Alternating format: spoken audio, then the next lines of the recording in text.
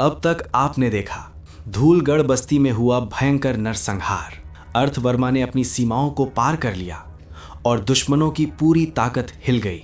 लेकिन अब सिंह परिवार बदले की आग में जल रहा है। शहर के अंदर छुपे हुए लोग अब हरकत में आ चुके हैं और अर्थवर्मा ने ऐसा कदम उठा लिया है जिसके बाद अब वापसी का कोई रास्ता नहीं।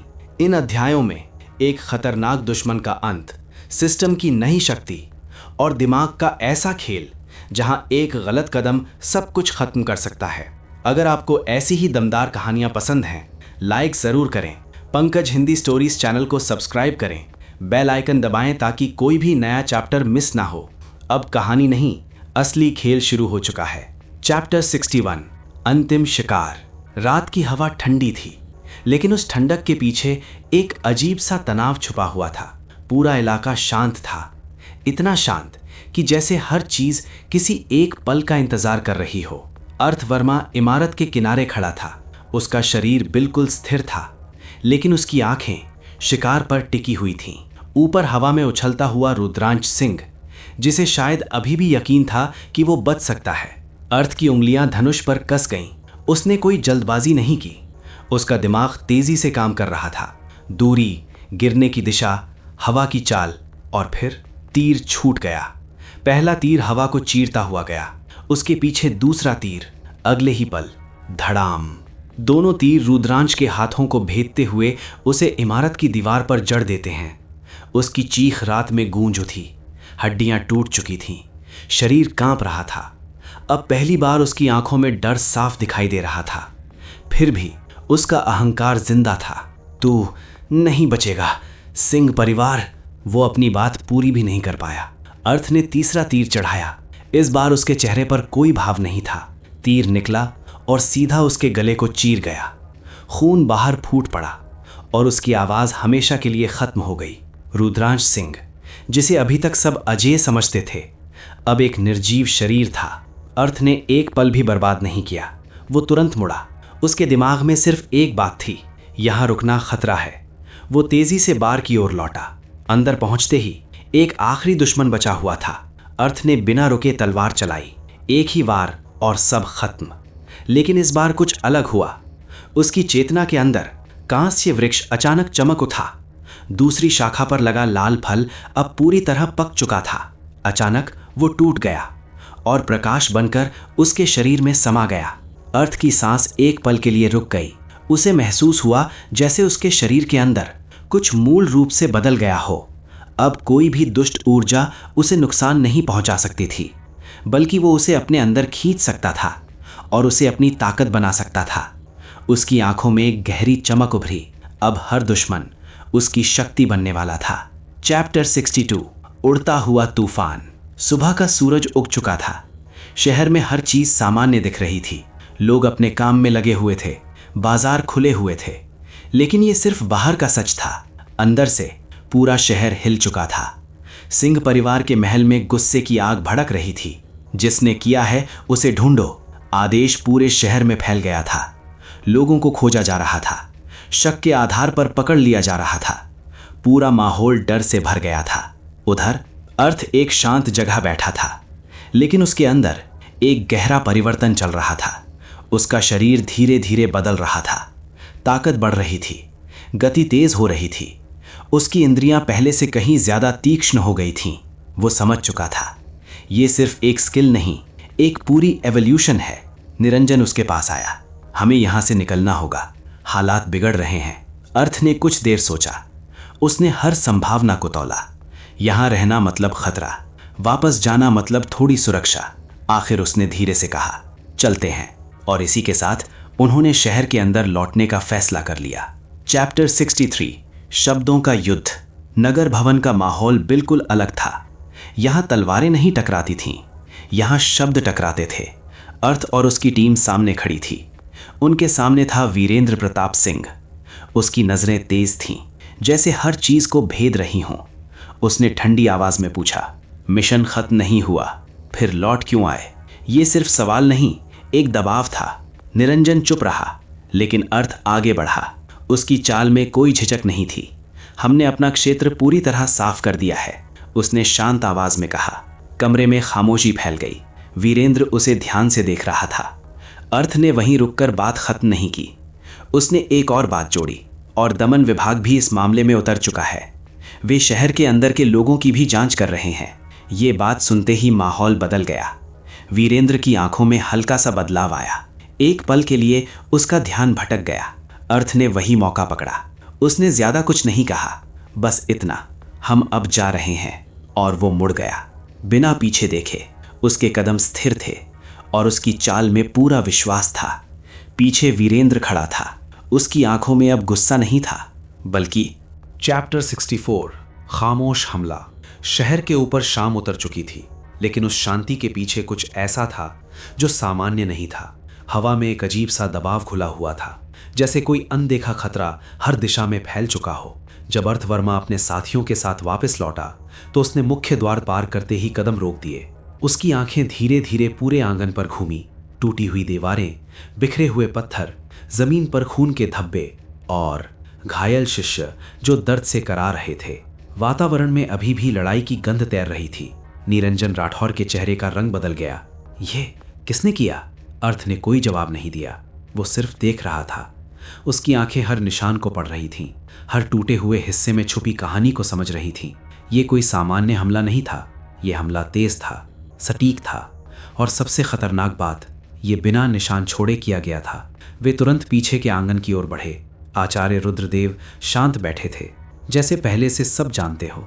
वे नकाब पहने हुए थे। उनकी आवाज धीमी लेकिन भारी थी।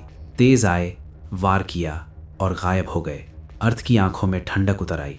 ये हमला ताकत दिखाने के लिए नहीं था, ये चेतावनी थी। और चेतावनी सिर्फ वही देता है जो खुद को ऊपर समझता है। चैप्टर 65 परछाइयों का खेल। रात गहरी हो चुकी थी। पूरा विद्यालय शांत था, लेकिन वो शांति सिर्फ बाहर थी। अंदर हर किसी के मन में एक ही सवाल घूम रहा था, क्यों? अर्थ अकेला बैठा था। उसकी उंगलियां धीरे धीरे जमीन पर चल रही थीं, जैसे वो किसी अदृश्य नक्शे को बना रहा हो। अगर वे हमें खत्म करना चाहते, उसने सोचा, तो ये हमला अलग होता। उसकी आंखों में हल्की चमक आई। उन्होंने जानबूझकर अधूरा छोड़ा है। मतलब साफ था, ये हत्या नहीं, संदेश था। दूर रहो, वरना अगली बार बचोगे नहीं। अर्थ ने गहरी सांस ली। अब खेल बदल चुका था। ये सीधी लड़ाई नहीं थी, ये दिमाग का खेल था। दूसरी ओर आचार्य रुद्रदेव भी शांत नहीं थे। उनकी आंखों में पहली बार गुस्से की झलक दिखाई दी। वे सोचते हैं हम डर जाएंगे। उनकी मुट्ठी कस गई। उन्हें जवाब मिलेगा, लेकिन ये जवाब जल्दबाजी में नहीं दिया जाएगा। ये धीरे धीरे, सोच समझकर और सही समय पर दिया जाएगा। चैप्टर 66 जंगल की पुकार। अगली सुबह सूरज अभी पूरी तरह उगा भी नहीं था कि अर्थवर्मा शहर की सीमा पार कर चुका था। उसकी पीठ पर धनुष था, कमर पर तलवार और आंखों में एक अजीब सी स्थिरता। शहर अब उसके लिए छोटा पड़ रहा था। उसे कुछ और चाहिए था, कुछ बड़ा, कुछ खतरनाक, और वो उसे मिलने वाला था। जंगल में जैसे जैसे वो आगे बढ़ा, उसके कदम तेज होते गए। हवा उसके आसपास फटने लगी। पेड़ पीछे छूटते गए और कुछ ही देर में वो जंगल के अंदर था। यहाँ की हवा अलग थी, भारी, कच्ची और खून की गंध से भरी हुई। अर्थ रुका नहीं, अब वो शिकारी था और ये उसका क्षेत्र था। कुछ ही देर में उसकी नज़र एक विशाल रक्त व्याघ्र पर पड़ी। वो पत्थर पर लेटा हुआ था, शांत लेकिन खतरनाक। अर्थ की उंगलियां धनुष पर कस गईं। उसने कोई आवाज नहीं की, कोई जल्दबाजी नहीं, बस निशाना लगाया और तीर छोड़ दिया। अगले ही पल धमाका हुआ। व्याघ्र का सिर फट चुका था। कोई संघर्ष नहीं, कोई मौका नहीं, सिर्फ एक बार। अर्थ उसके पास गया। उसकी आंखों में कोई भावना नहीं थी। वो सिर्फ काम कर रहा था, शिकार, विच्छेदन। और फिर उसने क्रिस्टल उठा लिया। कुछ पल वो उसे देखता रहा, फिर सीधे निगल लिया। एक पल के लिए उसका शरीर कांप उठा। अंदर एक भयंकर ऊर्जा दौड़ी, जैसे आग उसकी नसों में बह रही हो। लेकिन अगले ही पल सब बदल गया। उसका शरीर उस ऊर्जा को निगलने लगा, जैसे वो उसका हिस्सा हो। अर्थ की सांस भारी हो गई। उसने आंखें बंद की और महसूस किया वो और मजबूत हो रहा है। चैप्टर 67 सीमा के पार। घंटों बीत चुके थे। सूरज अब सिर के ऊपर था।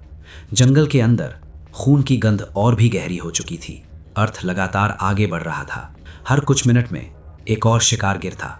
हर बार एक नया क्रिस्टल और एक नई शक्ति उसके उसकी चाल अब पहले से अलग थी, भारी, स्थिर और खतरनाक, जैसे हर कदम के साथ उसकी मौजूदगी और गहरी हो रही हो। फिर अचानक वो रुक गया। उसकी आंखें सामने की ओर टिक गईं। जंगल वही था, पेड़ वही थे, लेकिन कुछ अलग था। एक अजीब सा एहसास, जैसे कोई उसे देख रहा हो, जैसे आगे कुछ ऐसा है जिसे छेड़ना नहीं चाहिए। अर्थ ने कुछ कदम आगे बढ़ाए। उसका दिल हल्का सा भारी हुआ। ये डर नहीं था, ये चेतावनी थी। उसने धीरे से सांस छोड़ी और पीछे मुड़ गया। अभी नहीं, उसने मन ही मन कहा। उसका बैग पहले ही भर चुका था। उसकी ताकत पहले से कहीं ज्यादा थी, और सबसे जरूरी, वो समझ चुका था हर लड़ाई लड़ना जरूरी नहीं होता। कुछ लड़ाइयां सही समय का इंतजार करती हैं। अर्थ धीरे धीरे जंगल से बाहर निकल गया, लेकिन उसके अंदर अब एक नई आग जल चुकी थी। चैप्टर 68 घाटी का संकट। जंगल की हवा भारी हो चुकी थी। पेड़ों के बीच से गुजरती हवा अब ठंडी नहीं बल्कि बेचैन करने वाली थी। अर्थवर्मा तेजी से पहाड़ से नीचे उतर रहा था। उसके कदम जमीन को छूते ही नहीं थे, जैसे वो हवा पर दौड़ रहा हो। फिर अचानक वो रुक गया। दूर से बचाओ, एक टूटी हुई आवाज, और उसके साथ छन धड़ाम गर लड़ाई चल रही थी। अर्थ की आंखें सिकुड़ गईं। उसने दिशा पहचानी और अगले ही पल धड़ाम, वो हवा को चीरता हुआ उस ओर दौड़ पड़ा। कुछ ही सेकंड में वो घाटी के किनारे पहुंच गया। नीचे जो दृश्य था वो खतरनाक था। दर्जनों पाषाण भेड़िए और उनके बीच कुछ इंसान, ज्यादातर युवा, डरे हुए, कांपते हुए, और सामने 3 लोग लड़ रहे थे। उनकी चाल में अनुभव था, लेकिन उनके चेहरे पर थकान साफ थी। अर्थ ने एक ही नजर में सब समझ लिया, ये शिक्षक हैं और ये लड़ाई हार की तरफ जा रही है। तभी भीड़ के बीच से एक विशाल आकृति उभरी। गर्र, उसकी आंखें लाल थीं, शरीर बाकी सबसे 2 गुना। पाषाण भेड़िया राजा। अर्थ की सांस धीमी हो गई। अगर ये गिरा तो बाकी सब खुद खत्म हो जाएंगे। उसने धीरे से धनुष उठाया। चैप्टर 69 तीरों की बारिश। घाटी के अंदर मौत नाच रही थी। तीनों शिक्षक अपनी आखिरी ताकत झोंक चुके थे। उनकी सांसें भारी, शरीर कांप रहा था, फिर भी वे पीछे नहीं हटे। मारो, छन धड़ाम। कुछ पाषाण भेड़िए गिरे, लेकिन तभी गर्र, भेड़िया राजा आगे बढ़ा। उसकी चाल धीमी लेकिन निश्चित, और अगले ही पल धड़ाम, उसका पंजा गिरा। एक शिक्षक हवा में उछल गया। खून हवा में फैल गया। बाकी 2 जम गए। अब खत्म। तभी फूंस, आसमान से एक तीर आया। धड़ाम, एक भेड़िया गिरा, फिर दूसरा, फिर तीसरा। तीर रुक ही नहीं रहे थे। फूंस फूंस फूंस। कुछ ही सेकंड में आधे से ज्यादा पाषाण भेड़िए गिर चुके थे। घाटी खामोश हो गई। सभी की नजर ऊपर गई। वहां अर्थवर्मा खड़ा था। उसकी आंखें शांत लेकिन घातक। भेड़िया राजा ने ऊपर देखा और गरजा, गर्र। फिर वो छलांग लगाकर आगे बढ़ा। अर्थ ने बिना घबराए 3 तीर एक साथ चढ़ाए और फूंस, 3 तीर बिजली की तरह नीचे गिरे। भेड़िया राजा ने एक तीर बचा लिया, लेकिन बाकी कड़क उसके शरीर में धंस गए। खून फूट पड़ा। चैप्टर 70 जीत और रहस्य। अब लड़ाई पलट चुकी थी। तीनों शिक्षक फिर से खड़े हो गए। उनकी आंखों में नई उम्मीद थी। अब मौका है। वे एक साथ आगे बढ़े। छन धड़ाम, वार पर वार। भेड़िया राजा पीछे हटने लगा, लेकिन अर्थ रुका नहीं। उसने लगातार तीर चलाए। फूंस फूंस फूंस। तीर हवा को चीरते गए और अगले ही पल धड़ाम, भेड़िया राजा जमीन पर गिर गया। उसकी चीख धीरे धीरे खत्म हो गई। घाटी पूरी तरह शांत हो गई। खून की गंध हवा में फैल गई। कुछ पल कोई नहीं बोला। फिर अर्थ नीचे कूदा। धड़ाम, वो सीधे जमीन पर उतरा, लेकिन उसने किसी की तरफ नहीं देखा। उसकी नजर सीधे भेड़िया राजा पर थी। वो आगे बढ़ा, तलवार निकाली और बिना समय गवाए उसका शरीर चीर दिया। कुछ ही पल में एक चमकता हुआ क्रिस्टल बाहर आया। अर्थ ने उसे उठाया। उसकी आंखों में हल्की चमक आई। बस एक कदम और। वो समझ चुका था ये क्रिस्टल उसकी अगली सीमा तोड़ सकता है, लेकिन तभी उसका ध्यान कहीं और गया। उसकी आंखें सिकुड़ी। घाटी के कोने में एक छोटा सा जलाशय था, शांत, स्थिर, लेकिन इसके अंदर से एक अजीब सी ऊर्जा आ रही थी। अर्थ धीरे धीरे उसकी ओर बढ़ा। हर कदम के साथ वो एहसास और गहरा होता गया। यहीं से शुरू हुआ है सब। उसने पानी की सतह को देखा और उसी पल उसे महसूस हुआ नीचे कुछ है, कुछ ऐसा जो इस पूरी घाटी को बदल रहा है। अब लड़ाई खत्म नहीं हुई, असली रहस्य अभी शुरू हुआ है। इस भाग में आपने देखा रुद्रांश सिंह का अंत, अर्थवर्मा का नया सिस्टम एवोल्यूशन, जंगल में बढ़ती हुई ताकत, पाषाण भेड़िया राजा के साथ भयंकर युद्ध और घाटी में छुपा एक बड़ा रहस्य। लेकिन असली कहानी अब शुरू होती है। जंगल सिर्फ शिकार की जगह नहीं है, वहां कुछ ऐसा छुपा है जो पूरी दुनिया का संतुलन बदल सकता है। अर्थवर्मा अब सिर्फ ताकतवर नहीं रहा, वो अब हर लड़ाई के साथ इवॉल्व हो रहा है और हर दुश्मन उसकी ताकत बनता जा रहा है। लेकिन सबसे बड़ा सवाल, घाटी के उस जलाशय के नीचे क्या छुपा है? क्या ये सिर्फ एक संयोग है या किसी बड़ी साजिश की शुरुआत? और क्या अर्थवर्मा अब अपनी अगली सीमा पार कर पाएगा? अगले चैप्टर्स में आपको मिलेगा और भी खतरनाक दुश्मन, छुपे हुए रहस्यों का खुलासा और एक ऐसी लड़ाई जो सब कुछ बदल देगी। अगर आपको ऐसी ही दमदार और सिनेमैटिक कहानियां पसंद हैं, लाइक ज़रूर करें। पंकज हिंदी स्टोरीज चैनल को सब्सक्राइब करें, बेल आइकन दबाएं ताकि कोई भी नया चैप्टर मिस ना हो। अब कहानी नहीं, एक नई दुनिया का दरवाज़ा खुलने वाला है।